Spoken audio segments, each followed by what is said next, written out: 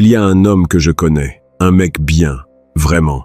Pas le mec bien des livres, le mec bien de la vraie vie. Celui qui appelle quand il dit qu'il va appeler. Celui qui se souvient des anniversaires. Celui qui, lorsqu'il est tombé amoureux, s'est livré complètement. Il lui écrivait des messages le matin. Il lui envoyait des fleurs sans raison. Il annulait des plans avec ses amis pour être disponible quand elle aurait besoin de lui. Et un jour, elle est partie. Pas avec quelqu'un de meilleur. Avec quelqu'un qui, de l'extérieur, semblait faire tout le contraire. Un type qui ne l'appelait pas tous les jours, qui avait sa propre vie et ne l'interrompait pour personne. Qui, quand il était là, l'était complètement, mais n'a jamais supplié sa présence. L'homme bon m'a demandé, anéanti, qu'ai-je fait de mal? Et la réponse que personne n'a eu le courage de lui donner est la même que personne ne va te donner aujourd'hui, sauf ici. Ce qu'il a fait de mal n'a pas été d'aimer trop. Ce qu'il a fait de mal a été de confondre l'amour avec la reddition. Et cette confusion lui a tout coûté. Si tu es nouveau sur la chaîne, abonne-toi et reste jusqu'à la fin de la vidéo. Et au passage, mets un like, partage et profite du contenu. Nicolas Machiavel est mort en 1527. Il a passé les dernières années de sa vie dans la misère, exilé de la politique florentine qu'il a tant aimée, écrivant sur le pouvoir avec la précision d'un chirurgien et la froideur de quelqu'un qui n'a plus rien à perdre. Le monde l'a lu et l'a qualifié de cruel, l'a qualifié de manipulateur. Ils ont fait de son nom une insulte machiavélique, comme si décrire la réalité était un crime. Mais voici la vérité que personne ne dit à voix haute. Machiavel n'était pas cruel. Il était le seul honnête dans une pièce pleine de gens qui préféraient le mensonge confortable. Il a écrit que les hommes sont mus par la peur et le désir, que le pouvoir perçu vaut plus que le pouvoir réel, que celui qui dépend de la bonne volonté d'autrui pour rester debout est déjà tombé, même s'il ne le sait pas encore. Ça, ce n'est pas de la politique, c'est de la psychologie. Et cela s'applique à chaque relation que tu as eue, que tu as ou que tu auras. Maintenant, écoute-moi bien, car c'est ici que la majorité des hommes décrochent. C'est ici que le cerveau dit « cela ne s'applique pas à moi » ou « c'est très froid ». Nous les humains sommes plus complexes. Et ce moment précis de résistance, ce rejet immédiat, est exactement le signal que ce qui vient ensuite est ce que tu as le plus besoin d'assimiler. L'erreur la plus dévastatrice que commet l'homme moderne dans une relation n'est pas d'être infidèle. Ce n'est pas d'être violent. Ce n'est pas de mentir. C'est de projeter. Il entre dans une relation comme si l'autre était un écran blanc sur lequel il peut projeter ses propres valeurs. Loyauté inconditionnelle, constance émotionnelle, profondeur de l'engagement. Il suppose que parce qu'il ressent les choses ainsi, l'autre ressent la même chose. Il construit sur cette supposition comme si c'était du béton, alors qu'en réalité, c'est du sable. Et quand la réalité le frappe, quand il découvre que ce qu'il interprétait comme un amour réciproque était quelque chose de différent, de plus complexe, de plus instinctif, de moins narratif, il se brise. Non pas parce qu'il a été trahi, mais parce qu'il n'a jamais étudié le terrain sur lequel il jouait. Machiavel a écrit quelque chose que les généraux savaient depuis toujours. L'homme qui entre sur le champ de bataille sans connaître le terrain mérite la défaite qu'il va recevoir.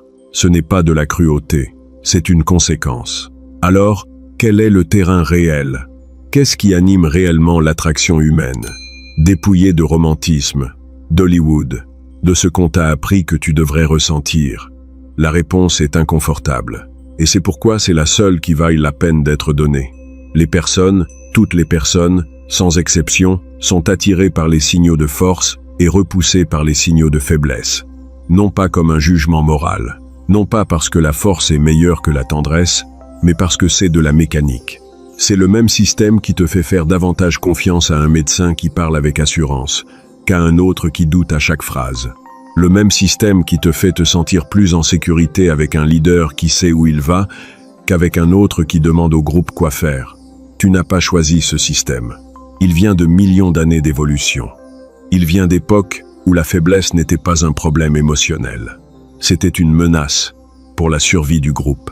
Et ce système n'a pas disparu parce que nous vivons maintenant dans des villes avec Internet et du café de spécialité. Ici arrive le paradoxe qui va briser quelque chose dans ta tête si tu te laisses faire. L'homme qui a le plus besoin qu'elle reste est celui qui la pousse le plus à partir. Non pas parce qu'elle est cruelle, mais parce que le besoin, la dépendance émotionnelle visible, le fait d'implorer de l'attention avec chaque message, avec chaque geste de disponibilité absolue, communique quelque chose que le cerveau primitif lit avant que la raison n'intervienne. Cela communique « je n'ai pas de valeur sans toi ». Et le cerveau humain, spécifiquement dans le contexte de l'attraction, ne désire pas ce qui est livré sans coût. Il désire ce qu'il perçoit comme précieux. Et la valeur perçue n'est pas ce que tu déclares, c'est ce que tu projettes. Maintenant, j'ai besoin que tu fasses quelque chose de difficile. J'ai besoin que tu penses à quelqu'un qui, un jour, t'a trop aimé. Quelqu'un qui t'écrivait toujours en premier, qui changeait ses plans pour toi, qui en faisait trop vite, de façon trop évidente. Qu'as-tu ressenti? Je serai spécifique. As-tu ressenti plus d'attirance ou as-tu ressenti quelque chose s'apparentant à de la pitié? Oui, de la pitié. Et c'est là qu'est la vérité que personne ne va te dire dans une thérapie de couple, ni dans un podcast sur les relations saines. L'amour sans le respect se transforme en pitié. Et la pitié, non seulement ne soutient pas l'attraction, elle la tue avec plus d'efficacité que l'indifférence totale. Et attention, avant de continuer, je dois te dire quelque chose avec précaution, parce que c'est exactement ce qu'ils censurent ou interprètent mal sur YouTube. Si tu veux ce que je ne peux pas dire ici et le pas à pas pour inverser le scénario, cesser d'être spectateur et faire en sorte qu'elle recherche ta validation, cela se trouve à l'intérieur de « Le code de l'obsession ». Le lien est dans le premier commentaire épinglé. Cela porte un nom dans la philosophie et dans la psychologie. La différence entre l'amour en tant qu'état émotionnel et le respect en tant que structure de valeur perçue. L'amour est volatile. Il dépend du contexte, de l'humeur, du moment, de l'histoire accumulée. Il peut grandir ou il peut s'effondrer d'un jour à l'autre. Il est réel, mais il est fragile. Le respect est différent. Le respect ne se déclare pas, il se construit. Il naît de la constance tout au long du temps, d'une maîtrise de soi visible, d'un homme qui a sa propre direction et ne l'abandonne pas pour obtenir de l'approbation. Le respect ne peut pas s'acheter avec des gestes émotionnels. Il ne peut pas se feindre avec suffisamment d'efforts. Ou tu l'as, parce que tu l'as construit en silence, à travers tes actions. Ou tu ne l'as pas, même si tu le cries. Et ce n'est pas de la philosophie médiévale, c'est documenté. Le psychologue évolutionniste David Buss a mené l'une des plus grandes études de l'histoire de la psychologie des relations. Il a interviewé plus de 10 000 personnes dans 37 cultures différentes, du Nigeria jusqu'à la Norvège, de la Chine jusqu'au Brésil. Des cultures avec des langues distinctes, des religions distinctes, des structures sociales complètement différentes. Il cherchait à comprendre quelles caractéristiques sont systématiquement désirables chez un partenaire de vie. Les résultats furent, selon à quel point tu es honnête avec toi-même, soit libérateur, soit dévastateur. Tout au long de toutes les cultures étudiées, sans exception pertinente, les schémas d'attraction à long terme montraient une préférence constante pour l'ambition, la capacité de ressources et ce que les chercheurs ont appelé la dominance sociale, qui n'est ni de l'arrogance ni de l'agressivité, mais la capacité perçue à naviguer dans le monde avec sa propre direction. Ce ne sont pas des préférences culturelles, ce sont des signaux évolutionnistes de capacité de survie et de leadership. Le cerveau humain a évolué pour les détecter et les détecter avant que la raison consciente n'ait son mot à dire. Tu peux être en désaccord avec l'évolution. L'évolution ne va pas changer ses résultats. Maintenant vient la partie qui fait le plus mal, car ce n'est plus abstrait. Ce n'est plus de la philosophie ni de la science. C'est ta vie quotidienne, en ce moment même. Pense à la dernière fois que tu as attendu une réponse sur le téléphone et que tu as vérifié l'écran 4 fois en 1 heure. Pense à la dernière fois que tu as annulé quelque chose à toi pour être disponible, alors que peut-être on n'avait même pas besoin de toi. Pense à la dernière fois que tu as envoyé le 2e message avant de recevoir la réponse au premier. Pense à la dernière fois que tu as cherché dans les yeux de quelqu'un un signe que ce que tu ressentais était partagé. Chacun de ces moments a été un signal, pas d'amour, de besoin. Et le besoin, projeté ainsi, sans filtre, sans maîtrise de soi, dit quelque chose avant que tu n'ouvres la bouche. Ma valeur dépend de ta validation. Tu ne l'as pas dit avec des mots, tu l'as dit avec ton comportement. Et le comportement parle plus fort que n'importe quelle déclaration. C'est ce que Machiavel comprenait à propos du pouvoir. Peu importe ce que tu ressens, ce qui importe c'est ce que tu projettes. Le prince qui tremble en privé mais qui marche avec certitude en public. Gouverne. Le prince qui pleure ses peurs sur la place publique perd le royaume avant que ses ennemis ne lèvent les armes. Il y a une histoire, une que Machiavel aurait pu écrire, bien qu'il ne l'ait pas écrite, qui illustre cela mieux que n'importe quel argument. Il y avait deux hommes qui aimaient la même femme. Le premier était un paysan bon jusqu'à la moelle. Il lui écrivait des poèmes. Il lui envoyait des messages dès l'aube. Il réorganisait sa semaine entière lorsqu'elle suggérait de se voir. Quand ils étaient ensemble, il lui parlait de combien il avait besoin d'elle, de comment elle était la meilleure chose qui lui soit arrivée, de comment sans elle sa vie n'avait aucun sens. C'était vrai, tout était complètement vrai. Le second était un homme qui avait sa propre vie et la vivait avec intensité. Quand il était avec elle, il l'était complètement. Quand il ne l'était pas, il n'envoyait pas de messages compulsifs ni n'attendait avec anxiété. Il avait des projets, des amis, une direction. Il n'était pas froid, il était complet. Le paysan aimait avec tout ce qu'il avait. L'autre homme était simplement ce qu'il était. Et elle, un jour, a regardé le paysan, pas avec mépris, avec quelque chose de pire, avec une tendresse condescendante, avec le regard que l'on donne à quelqu'un que l'on aime bien mais que l'on ne désire pas, avec pitié. Le paysan n'a jamais compris pourquoi il a perdu. Il a passé des années convaincu que l'injustice était le problème, que le monde récompensait les gens froids et punissait les gens bons. Il est mort avec cette histoire. L'autre homme n'a jamais eu besoin de comprendre.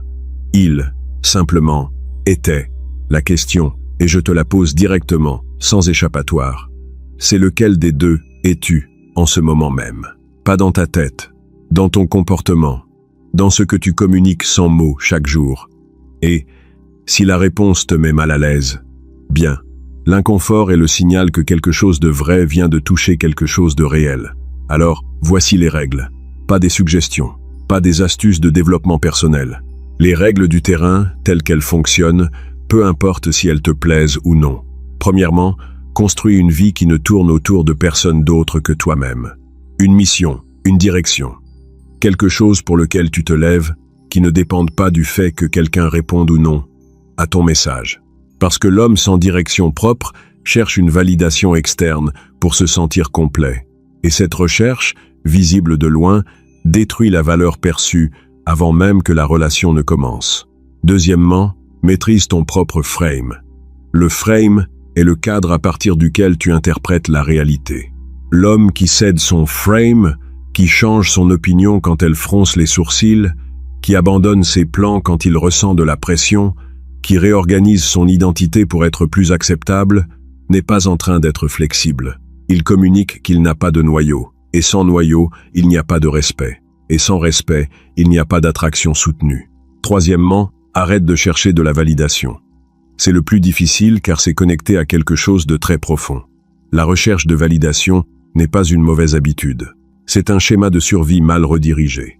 Mais dans le contexte de l'attraction, à chaque fois que tu cherches à ce que quelqu'un confirme ta valeur, ce que tu communiques, c'est que toi-même, tu n'es pas sûr de l'avoir. Et cette insécurité se lie, toujours. Quatrièmement, sois constant. Pas dans le sens d'être prévisible. Dans le sens où les personnes avec qui tu interagis devraient pouvoir tracer une ligne entre ce que tu dis, ce que tu fais et ce que tu es. L'inconstance. Dire une chose et en faire une autre. Promettre et ne pas tenir. Montrer un visage public et s'effondrer en privé. C'est la façon la plus rapide de détruire le respect que tu as mis du temps à construire. Cinquièmement, et c'est le plus mal interprété. Ne vis jamais sans option. Pas dans le sens vulgaire de toujours avoir quelqu'un qui attend. Dans le sens réel, l'homme qui sent qu'il n'a pas d'option agit à partir de la peur. Et la peur est la vibration la plus basse à partir de laquelle tu peux opérer dans n'importe quelle relation. Les options ne sont pas une stratégie de séduction. Elles sont la conséquence naturelle d'un homme qui a une valeur réelle et qui le sait. Tout cela converge vers une seule thèse. Une que Machiavel n'a pas écrite explicitement sur les relations, mais qui se trouve à chaque page de ce qu'il a effectivement écrit. L'attraction ne vient pas de combien tu donnes. Elle vient de combien tu vaux selon ton propre jugement. Un homme qui se respecte lui-même, qui a sa propre direction, qui ne supplie pas la présence, ni n'achète l'affection avec une disponibilité infinie, ne séduit pas par tactique. Il génère de la gravité. Et la gravité ne s'apprend pas dans un cours.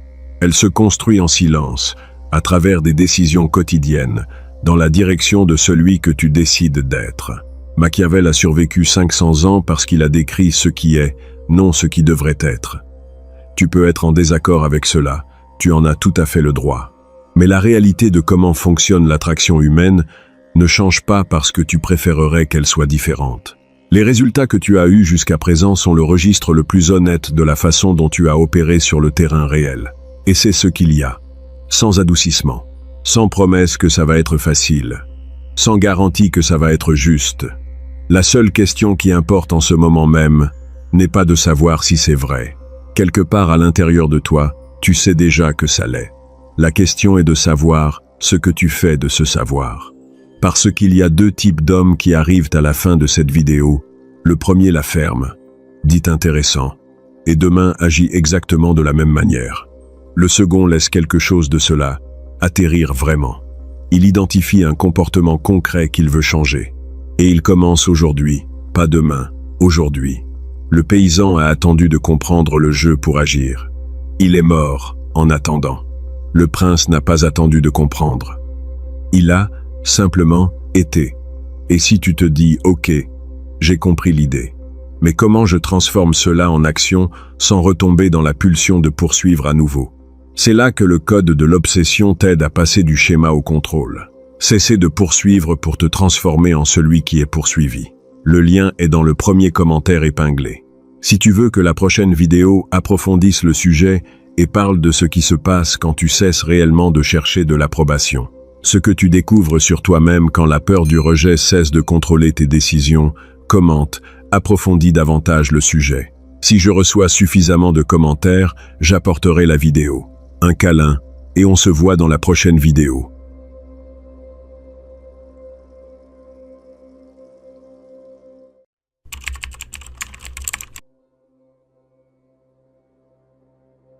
Tu as sûrement déjà ressenti cette frustration, cette sensation désagréable d'être toujours là pour elle, de répondre à la seconde à ses messages, de modifier ton emploi du temps pour t'adapter au sien. Et pourtant, tu as l'impression de n'être qu'une option parmi d'autres. Tu la vois s'éloigner, devenir distante, mettre des heures à te répondre, alors que toi, tu attends son message comme si ta vie en dépendait. Tu te demandes pourquoi, malgré tous tes efforts, malgré toute ton attention, elle semble plus intéressée par cet homme qui la calcule à peine, cet homme qui ne fait aucun effort pour elle. La réponse est brutale, mais tu dois l'entendre. Tu as perdu ton pouvoir.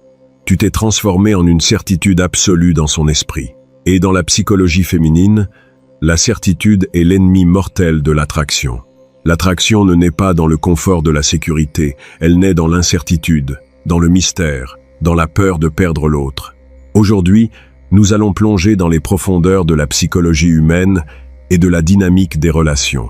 Je vais te révéler les 5 secrets psychologiques puissants pour inverser complètement la situation. 5 stratégies machiavéliques pour cesser d'être son plan B, son option de secours, et devenir son obsession absolue. Celle à qui elle pense du matin au soir. Celui pour qui elle est prête à tout annuler. Prépare-toi, car ce que tu vas entendre va bouleverser toutes tes croyances sur les relations. Mais avant de te dévoiler ces secrets qui vont transformer ta vie, écoute bien. Si tu veux vraiment comprendre la psychologie féminine, si tu veux reprendre le contrôle de ta vie et ne plus jamais te faire manipuler, abonne-toi immédiatement à cette chaîne. Active la cloche des notifications pour ne rater aucune de nos prochaines vidéos. Laisse un j'aime sur cette vidéo pour soutenir notre travail. Et surtout, regarde dans le commentaire épinglé. J'y ai laissé un lien exclusif vers une ressource qui va décupler ta compréhension des dynamiques de pouvoir. C'est dans le commentaire épinglé, vas-y après la vidéo. Maintenant, entrons dans le vif du sujet. Le premier secret pour devenir son obsession, c'est l'art de l'indisponibilité stratégique. Écoute attentivement, car c'est la base de tout. La valeur de n'importe quelle chose dans ce monde est déterminée par sa rareté. L'or est précieux parce qu'il est rare. Le sable n'a aucune valeur parce qu'il y en a partout. C'est exactement la même chose avec ton temps et ton attention. Si tu es toujours disponible, si tu réponds à ces messages dans la seconde, si tu es prêt à la voir 24 heures sur 24 et 7 jours sur 7, tu deviens comme le sable. Tu perds toute ta valeur. Tu lui envoies un message subliminal dévastateur. Je n'ai rien de plus important à faire dans ma vie que de t'attendre. Et crois-moi, aucune femme n'est attirée par un homme qui n'a pas de vie, pas de passion, pas de mission. L'indisponibilité stratégique ne signifie pas jouer à des jeux d'enfants ou l'ignorer sans raison. Cela signifie que ta vie, tes objectifs, ton travail, tes passions doivent toujours passer avant elle. Quand elle t'envoie un message, tu ne dois pas sauter sur ton téléphone comme un chien affamé sur un os. Tu as une vie, tu es occupé. Tu réponds quand tu as le temps, pas quand elle le décide. Si elle te propose de vous voir ce soir à la dernière minute, tu ne dis pas oui immédiatement en annulant tes plans. Tu dis non. Tu lui dis que tu es occupé, que tu as déjà des projets, et tu proposes un autre jour. Cela crée un choc psychologique dans son esprit. Elle est habituée aux hommes qui rampent à ses pieds, qui sont toujours prêts à tout pour elle. En lui disant non, en lui montrant que ton temps est précieux, tu te démarques instantanément de 99% des autres hommes. Imagine la scène. Elle t'envoie un message à 20h. Au lieu de répondre à 20h01, tu continues ce que tu faisais. Tu lis un livre, tu travailles sur ton projet, tu es à la salle de sport. Tu lui réponds à 22h, ou même le lendemain matin. Que se passe-t-il dans sa tête pendant ces heures d'attente? Son imagination prend le relais. Elle se demande ce que tu fais, avec qui tu es. Pourquoi tu ne lui réponds pas?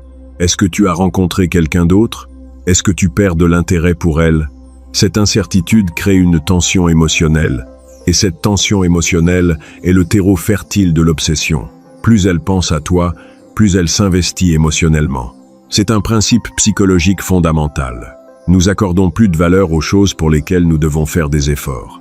Si tu lui donnes ton attention gratuitement, elle ne la valorisera jamais. Si elle doit se battre pour obtenir ton attention, elle la considérera comme un trésor inestimable. Mais attention, l'indisponibilité stratégique doit être authentique. Tu ne dois pas faire semblant d'être occupé. Tu dois réellement être occupé. Tu dois construire une vie tellement passionnante, tellement remplie de projets et d'ambitions, que tu n'as littéralement pas le temps de répondre à ces messages instantanément. Un homme puissant est un homme qui a une mission. Et cette mission est sa priorité absolue. La femme doit être un complément à ta vie, pas le centre de ton univers. Quand elle comprendra que tu n'as pas besoin d'elle pour être heureux, que ta vie est déjà complète et fascinante sans elle, c'est là qu'elle commencera à ressentir une attraction irrésistible. Elle voudra faire partie de ce monde passionnant que tu as construit. Elle voudra être la femme qui réussit à capter l'attention de cet homme si convoité et si difficile à atteindre. L'erreur fatale que font la plupart des hommes, c'est de donner à une femme les bénéfices d'une relation avant même qu'elle ne les ait mérités. Ils lui donnent leur temps, leur énergie, leur validation, sans rien demander en retour. Ils pensent que c'est en étant gentils, prévenants et toujours présents qu'ils vont gagner son cœur. C'est une illusion totale. La gentillesse sans limite est perçue comme de la faiblesse. La disponibilité constante est perçue comme un manque de valeur. Tu dois inverser cette dynamique. Ton attention est une récompense, pas un droit acquis. Elle doit mériter ton temps. Elle doit mériter tes messages. Elle doit mériter ta présence. Et la seule façon de lui faire comprendre cela, c'est de restreindre ton accès, de devenir une ressource rare et précieuse. Pense à la façon dont les marques de luxe fonctionnent. Pourquoi un sac Hermès coûte-t-il des milliers d'euros et pourquoi les gens sont-ils prêts à attendre des années sur une liste d'attente pour l'obtenir? Parce qu'il est rare, parce qu'il est difficile d'accès, parce que la marque ne supplie pas les clients de l'acheter. Au contraire, c'est la marque qui décide qui a le privilège d'acheter ses produits. Tu dois adopter exactement la même mentalité. Tu es le prix, tu es la récompense. Tu n'es pas le mendiant qui quémande un peu d'attention. Tu es le roi qui accorde une audience à ceux qui en sont dignes. En appliquant l'indisponibilité stratégique, tu reprogrammes complètement la façon dont elle te perçoit. Tu passes du statut d'option facilement remplaçable au statut de défi irrésistible. Et les femmes, tout comme les hommes, sont profondément attirées par ce qu'elles ne peuvent pas facilement obtenir. Le défi stimule leur intérêt, réveille leur instinct de chasseuse et crée cette fameuse obsession que tu recherches. Passons maintenant au deuxième secret, qui est tout aussi crucial, la maîtrise de l'imprévisibilité émotionnelle. L'être humain est programmé pour s'ennuyer de la routine. Quand tout est prévisible, quand nous savons exactement ce qui va se passer, notre cerveau se met en mode pilote automatique. Nous cessons de prêter attention. Nous perdons l'excitation. C'est exactement ce qui se passe dans une relation quand tu deviens trop prévisible. Si elle sait exactement comment tu vas réagir à chaque situation, si elle sait que tu vas toujours lui dire des mots doux, que tu vas toujours être d'accord avec elle, que tu vas toujours être le gentil garçon, elle va s'ennuyer à mourir. Et l'ennui est le poison qui tue l'attraction à petit feu. Pour devenir son obsession, tu dois devenir imprévisible. Tu dois être comme des montagnes russes émotionnelles. Les montagnes russes sont excitantes précisément parce qu'elles alternent entre des montées lentes et des descentes vertigineuses, entre des moments de calme et des moments d'adrénaline pure. Tu dois recréer cette dynamique dans tes interactions avec elle. Un jour, tu es chaleureux, affectueux, charmant. Tu lui fais passer un moment incroyable, tu la fais rire, tu lui montres de l'intérêt. Elle se sent spéciale, elle se sent sur un nuage. Et le lendemain, sans aucune explication, tu deviens distant, froid, professionnel. Tu mets du temps à répondre. Tes messages sont courts et factuels. Tu ne lui donnes plus cette validation qu'elle attendait. Que se passe-t-il dans son esprit à ce moment-là? C'est la panique. Son cerveau, qui était habitué à recevoir sa dose de dopamine grâce à ton attention, se retrouve soudainement en manque. Elle va commencer à analyser chaque détail de votre dernière interaction. Qu'est-ce que j'ai fait de mal? Pourquoi est-il si distant aujourd'hui? Est-ce qu'il a rencontré quelqu'un d'autre? Est-ce qu'il ne m'aime plus? Ces questions vont tourner en boucle dans sa tête. Elle va devenir obsédée par l'idée de retrouver l'homme chaleureux et affectueux de la veille. Elle va redoubler d'efforts pour capter ton attention, pour te plaire, pour obtenir ta validation. Tu as créé un vide émotionnel qu'elle ressent le besoin absolu de combler. C'est le principe de la récompense intermittente, découvert par le psychologue B.F. Skinner. Skinner a démontré que les rats de laboratoire appuyaient beaucoup plus frénétiquement sur un levier pour obtenir de la nourriture si la récompense était distribuée de manière aléatoire, plutôt que de manière prévisible. C'est exactement le même mécanisme qui rend les machines à sous si addictives. On ne sait jamais quand on va gagner, alors on continue de jouer, encore et encore, dans l'espoir de décrocher le jackpot. En devenant émotionnellement imprévisible, tu deviens sa machine à sous psychologique. Elle ne sait jamais quelle version de toi elle va obtenir. L'homme charmant ou l'homme distant. Cette incertitude la maintient dans un état d'alerte constant, d'excitation permanente. Elle ne peut pas te prendre pour acquis, car elle sait que ton affection peut lui être retirée à tout moment. Mais attention, l'imprévisibilité ne signifie pas être cruel ou abusif. Il ne s'agit pas de l'insulter ou de la rabaisser. Il s'agit simplement de moduler ton niveau d'investissement émotionnel. C'est l'art du chaud et du froid. Quand tu souffles le chaud, tu es présent, tu es à l'écoute, tu es séduisant. Quand tu souffles le froid, tu es simplement occupé, distant, concentré sur autre chose. Tu ne lui montres aucune animosité, tu lui montres simplement de l'indifférence. Et l'indifférence est l'arme la plus redoutable de l'arsenal masculin. L'amour et la haine sont des émotions intenses qui prouvent que tu te soucies de l'autre. L'indifférence prouve que tu n'as pas besoin d'elle. Et rien ne rend une femme plus folle que de sentir qu'un homme n'a pas besoin d'elle. L'imprévisibilité s'applique également à tes actions et à tes décisions. Ne sois pas le gars qui propose toujours le même restaurant, la même activité, le même jour de la semaine. Surprends-la, emmène-la dans un endroit inattendu. Annule un rendez-vous à la dernière minute parce qu'une urgence professionnelle est survenue, puis compense en l'emmenant dans un endroit incroyable quelques jours plus tard. Ne lui dis jamais exactement ce que tu ressens pour elle. Laisse toujours planer un doute. Si elle te demande « Qu'est-ce que je représente pour toi ?», ne lui fais pas une déclaration d'amour enflammée. Réponds de manière énigmatique, avec un sourire en coin « Tu es quelqu'un d'intéressant, on verra bien où ça nous mène ». Cette réponse la laissera sur sa faim. Elle voudra te prouver qu'elle est plus qu'intéressante. Elle voudra te conquérir. Les hommes faibles ont peur de l'imprévisibilité. Ils ont peur que s'ils se montrent distants, la femme va les quitter. Alors ils s'accrochent, ils étouffent, ils deviennent collants. Et c'est exactement ce comportement qui fait fuir les femmes. Les hommes puissants, au contraire, embrassent l'incertitude. Ils savent que leur valeur ne dépend pas de la validation d'une femme. Ils n'ont pas peur de la perdre, et c'est précisément cette absence de peur qui les rend si attirants. En maîtrisant l'imprévisibilité émotionnelle, tu lui offres le frisson de la chasse. Tu lui offres une aventure émotionnelle intense, bien loin de la monotonie rassurante mais ennuyeuse des gentils garçons.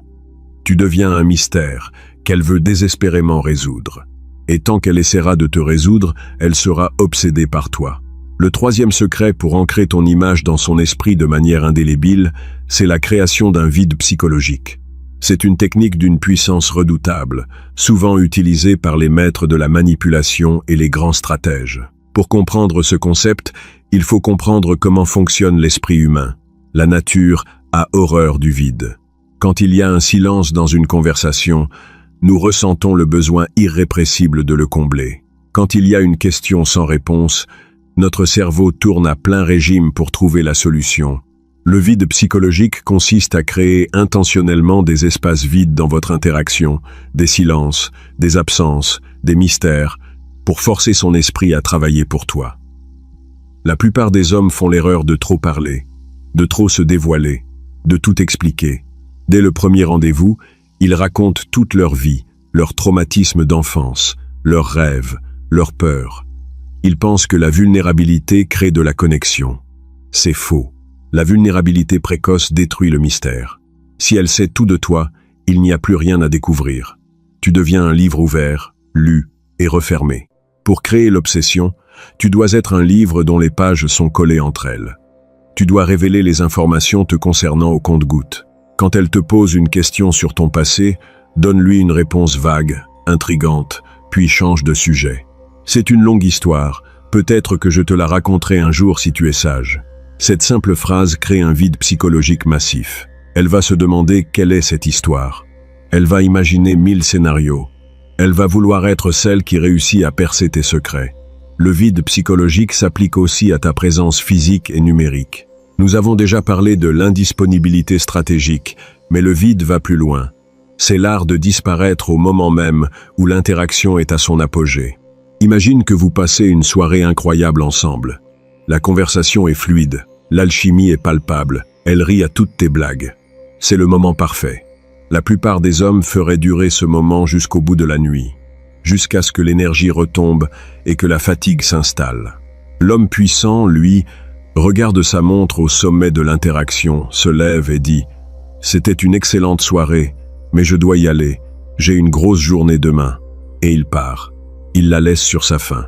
Il crée un vide au moment exact où elle en voulait plus. Cette technique est dévastatrice. En partant au sommet, tu figes l'émotion positive dans son esprit. Elle ne se souviendra pas d'une fin de soirée fatiguée, elle se souviendra de l'excitation intense qu'elle ressentait juste avant ton départ. Et surtout, elle ressentira un manque terrible. Elle passera le reste de la nuit à repenser à cette soirée, à analyser tes paroles, à regretter que tu sois parti si tôt. Elle attendra ton prochain message avec une impatience dévorante. Tu as créé un vide qu'elle seule veut combler. C'est la même chose par message. Ne sois jamais celui qui envoie le dernier message de la conversation. Laisse ces messages en vue de temps en temps, surtout si la conversation commence à s'essouffler. Ne dis pas « bonne nuit », disparaît simplement. Le lendemain matin, elle se réveillera en pensant à toi, en se demandant pourquoi tu n'as pas répondu. Le vide psychologique force son cerveau à investir de l'énergie mentale sur toi. Et plus elle investit d'énergie mentale, plus l'obsession grandit. Il y a une histoire célèbre à propos de Casanova, le plus grand séducteur de tous les temps. Il avait l'habitude de courtiser une femme avec une intensité folle, de lui faire vivre des moments magiques, puis de disparaître soudainement pendant plusieurs jours, sans laisser de traces. Les femmes devenaient folles d'inquiétude et de désir. Elles le cherchaient partout. Elles interrogeaient ses amis. Quand il réapparaissait enfin, elles étaient tellement soulagées et heureuses de le revoir qu'elles lui pardonnaient tout et s'offraient à lui sans aucune résistance. Casanova avait compris le pouvoir du vide psychologique. Il savait que l'absence est plus puissante que la présence. La présence crée l'habitude, l'absence crée le désir. Pour maîtriser ce secret, tu dois apprendre à être à l'aise avec le silence. Lors d'un rendez-vous, ne te sens pas obligé de combler chaque blanc dans la conversation. Laisse le silence s'installer. Regarde-la dans les yeux, avec un léger sourire, et ne dis rien. Laisse-la ressentir la pression du silence. Laisse-la s'agiter, chercher ses mots, essayer de combler le vide. Ce simple acte de maintenir le silence tout en gardant un contact visuel intense démontre une confiance en soi inébranlable. C'est une démonstration de pouvoir. Tu lui montres que tu n'es pas intimidé, que tu n'as pas besoin de faire le clown pour la divertir. Tu es le roc, elle est la vague qui vient s'écraser sur toi. Le vide psychologique est l'espace dans lequel son imagination peut s'emballer. Et l'imagination d'une femme est ton meilleur allié pour créer l'obsession. Laisse-la imaginer ce que tu penses, ce que tu fais, ce que tu ressens. Ne lui donne jamais toutes les réponses. Sois l'énigme qu'elle ne peut pas résoudre. Le quatrième secret est l'un des plus puissants et des plus méconnus. Le pouvoir de la validation conditionnelle. La validation est la monnaie d'échange des relations humaines. Nous cherchons tous à être validés, à être reconnus, à être appréciés. Les femmes, en particulier, reçoivent une quantité astronomique de validation gratuite de la part des hommes. Il suffit qu'une femme poste une photo sur les réseaux sociaux pour recevoir des centaines de commentaires élogieux, de likes, de messages privés d'hommes désespérés qui la complimentent sur sa beauté. Elle est habituée à ce que les hommes lui disent qu'elle est magnifique, intelligente, drôle, sans qu'elle n'ait rien à faire pour le mériter. Cette validation gratuite n'a aucune valeur à ses yeux. C'est de l'inflation émotionnelle. Si tu fais comme tous ces hommes, si tu la complimentes constamment, si tu lui dis à quel point elle est belle, à quel point tu as de la chance d'être avec elle, tu te tires une balle dans le pied. Tu lui donnes tout le pouvoir. Tu lui montres que tu es déjà conquis, que tu es en dessous d'elle dans la hiérarchie sociale. Pour devenir son obsession, tu dois utiliser la validation conditionnelle. Cela signifie que tu ne lui donnes de la validation que lorsqu'elle fait quelque chose qui le mérite réellement. Ta validation doit être une récompense rare et précieuse, pas un droit acquis. Quand tu la rencontres pour la première fois, ne la complimente pas sur son physique. Elle sait déjà qu'elle est belle. Des dizaines d'hommes le lui ont dit aujourd'hui. Complimente-la sur quelque chose qu'elle a accompli, sur un trait de caractère spécifique, sur son style vestimentaire si c'est vraiment original. Et surtout, fais-le avec parcimonie. Un compliment venant d'un homme qui n'en fait jamais a 100 fois plus d'impact qu'un compliment venant d'un homme qui en fait tout le temps. C'est le principe du contraste. Si tu es généralement neutre, voire légèrement distant, le moindre sourire, le moindre mot d'encouragement de ta part sera perçu comme une victoire immense par elle. Elle se sentira spéciale parce qu'elle saura qu'elle a dû travailler dur pour obtenir cette réaction de ta part. La validation conditionnelle implique aussi de savoir retirer ton attention quand elle se comporte mal. Si elle est irrespectueuse, si elle annule un rendez-vous à la dernière minute sans bonne raison, si elle joue à des jeux immatures, tu ne dois pas te fâcher, tu ne dois pas crier. Tu dois simplement retirer ta validation. Tu deviens froid, distant. Tu réduis tes messages au strict minimum. Tu lui montres par tes actions que son comportement est inacceptable et qu'il a des conséquences. Tu ne la punis pas, tu te protèges. Tu lui montres que tu as des standards élevés et que tu n'hésiteras pas à t'éloigner si elle ne les respecte pas. C'est là que la magie opère. Une femme qui est habituée à ce que les hommes tolèrent tous ses caprices va être profondément déstabilisée par ton attitude. Elle va réaliser que tu n'es pas comme les autres, que tu n'es pas désespéré, que tu es prêt à la perdre si elle ne se comporte pas correctement. Cette réalisation va déclencher un profond respect en elle. Et le respect est la fondation absolue de l'attraction. Une femme ne peut pas être attirée par un homme qu'elle ne respecte pas. En lui imposant des limites claires, en utilisant la validation conditionnelle, tu la forces à s'élever à ton niveau. Tu la forces à faire des efforts pour te plaire. Imagine un dresseur de lion. Le dresseur ne donne pas de la viande au lion, simplement parce que le lion est beau. Il donne de la viande au lion quand le lion exécute le tour demandé. C'est la validation conditionnelle. Tu dois dresser son comportement en récompensant les actions positives par ton attention et ton affection, et en ignorant ou en sanctionnant par la distance les actions négatives. Si elle t'envoie un message gentil et attentionné, réponds chaleureusement. Si elle t'envoie un message sec ou manipulateur, ignore-le ou réponds de manière glaciale. Elle comprendra très vite les règles du jeu. Elle comprendra que pour obtenir la version de toi qu'elle désire, elle doit se comporter de la manière que tu exiges. Ce processus de conditionnement crée un investissement massif de sa part. Plus elle fait d'efforts pour obtenir ta validation, plus elle s'attache à toi. C'est le biais des coûts irrécupérables. Nous accordons plus de valeur aux choses pour lesquelles nous avons investi du temps, de l'énergie et des émotions. En la forçant à travailler pour ton attention, tu augmentes ta valeur perçue de manière exponentielle. Tu deviens le prix ultime, la récompense suprême. Elle ne te verra plus jamais comme une option, car on ne fait pas d'efforts pour une option. On fait des efforts pour une obsession.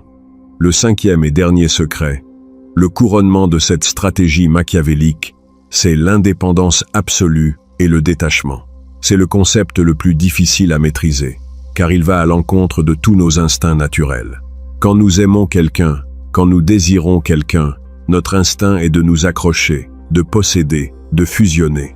Mais dans la dynamique du pouvoir et de l'attraction, l'attachement est une faiblesse mortelle. Le détachement est la source ultime du pouvoir. L'indépendance absolue signifie que ton bonheur, ta stabilité émotionnelle, ton identité ne dépendent en aucun cas d'elle. Tu es un homme complet par toi-même. Tu as tes objectifs, tes passions, tes amis, ta vision du monde. Si elle décide de partir demain, ta vie continuera d'être extraordinaire. Tu seras peut-être déçu pendant quelques jours, mais tu ne seras pas détruit. Tu ne vas pas t'effondrer. Tu ne vas pas la supplier de rester.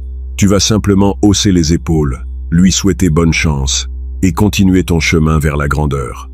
Cette mentalité de détachement absolu se ressent. Elle transpire par tous les pores de ta peau. Elle se lit dans ton langage corporel, dans le ton de ta voix, dans la façon dont tu la regardes. Les femmes ont un sixième sens pour détecter le besoin et le désespoir chez un homme.